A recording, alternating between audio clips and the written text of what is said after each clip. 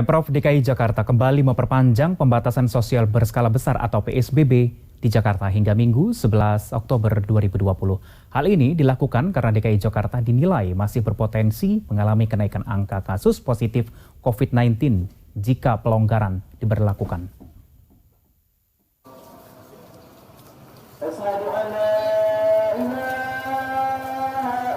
Berdasarkan siaran pers yang diterima redaksi JAK TV, Gubernur DKI Jakarta Anies Baswedan kembali memperpanjang masa PSBB di ibu kota hingga Minggu 11 Oktober 2020.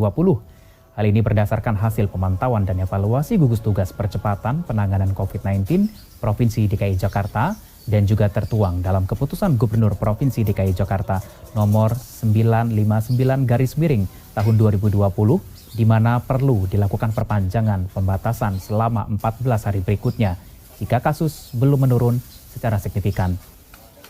Dalam siaran pers yang dikeluarkan Pemprov DKI Jakarta, Gubernur Anies Baswedan menyampaikan bahwa Pemprov DKI Jakarta terus berkoordinasi dengan pemerintah pusat dalam penanganan kasus COVID-19 ini.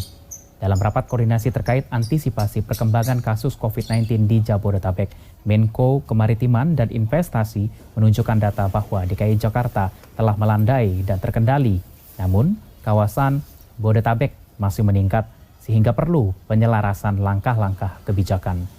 Menko Kemaritiman dan Investasi juga menyetujui perpanjangan otomatis PSBB DKI Jakarta selama 2 minggu.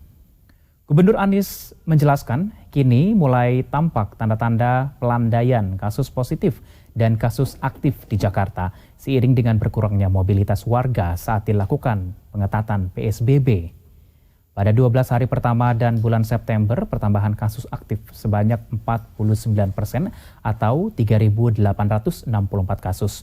Pada periode PSBB yakni 12 hari berikutnya penambahan jumlah kasus aktif masih terjadi namun berkurang menjadi 12% atau 1.453 kasus.